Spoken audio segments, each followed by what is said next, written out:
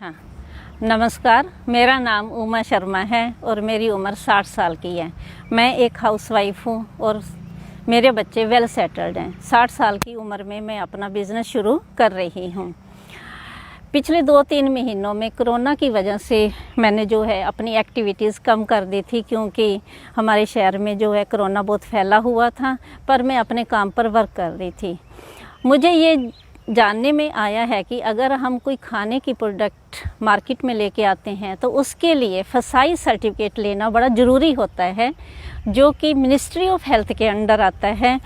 फसाई का full name जो है उसका है food safety and standard authority of India. ये हमें लेना क्यों ज़रूरी है? क्योंकि गवर्नमेंट हमसे ये जानना चाहती है कि जो भी आपकी खाने की प्रोडक्ट है आप मार्केट में लेके आ रहे हैं, उसकी इंग्रेडिएंट्स क्या हैं, आपके जो आउटलेट हैं वो किस तरह के हैं, रेस्टोरेंट है, होटल है या ढाबा है, या आप घर पे ही काम कर रहे हैं। तो उसमें एक ये भी आता है कि आपका जो खाने की प्रोडक्ट है वो हाइजीनिक है या नहीं, आप नॉन वेज दे रहे हैं या वेज दे रहे हैं, डेयरी प्रोडक्ट हैं या नॉन डेयरी प्रोडक्ट हैं, ये सब हमें जानकारी उसमें देनी होती है।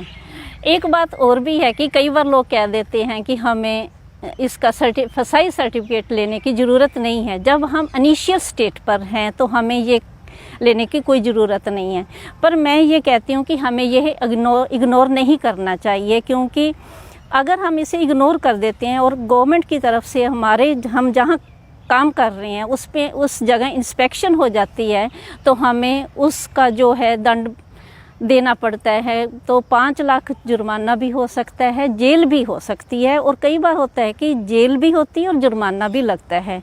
तो इस स्थिति में हम जो है ये बड़ा मुश्किल पड़ जाता है, हमें वहाँ उससे निकलना मुश्किल हो जाता है। तो ऐसी बातों को हमें इग्नोर नहीं करना चाहिए। इसमें एक बात मैं पहले भूल गई, जब हमें ये क्यों लेना चाहिए, गवर्नमेंट की जानकारी के अनुसार हमें ये भी बताना पड़ता है कि हमारी साल की टर्नओवर 12 लाख से कम है या ज़्यादा है, और जो हमारे आउटलेट है चाहे वो किसी भी प्रकार का है, होटल है, रेस्टोरेंट है, जो भी है, आपका सिटी में है या स्टेट वाइड है या कंट्री वाइड है, ये भी हमें जानकारी देनी होती है।